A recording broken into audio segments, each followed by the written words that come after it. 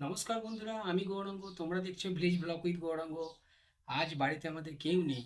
মা বাবা কাজে গেছে, বউ বাবার বাড়ি গেছে, আমি একা আছি বাড়িতে। তাই আমাকে আজকে নিজেকেই ভাত রান্না করতে হবে। তাই ভাবলাম এই ছোট মুহূর্তটা তোমাদের সাথে শেয়ার করি। চলো তাহলে আজকে আমি কিভাবে ভাত রান্না করছি সেটা তোমাদেরকে আমি দেখাবো। ভাত রান্না করার জন্য কি করতে হবে, প্রথমে আগুনটা আগে জেলে নেবো।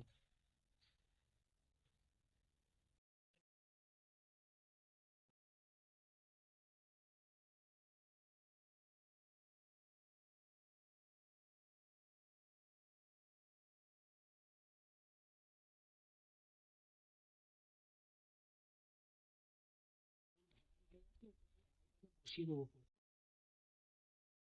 দিয়ে দিলাম। এরপর জলটা একটু যেই গরম হবে, চালটা ধুয়ে হাঁড়ির ভেতরে দিয়ে দেবো। যখন গরম হয়ে গেছে, এরপর আমি হাঁড়িতে চালগুলো ঢেলে দেবো।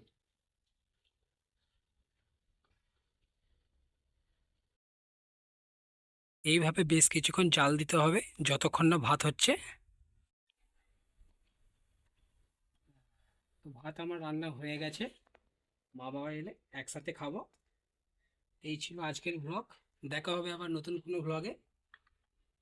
তো যদি ভিডিওটি ভালো লাগে, লাইক করো, কমেন্ট করো, শেয়ার করো, এবং চ্যানেলে নতুন থাকলে চ্যানেলটা সাবস্ক্রাইব করে দিও। সবাইকে ধন্যবাদ।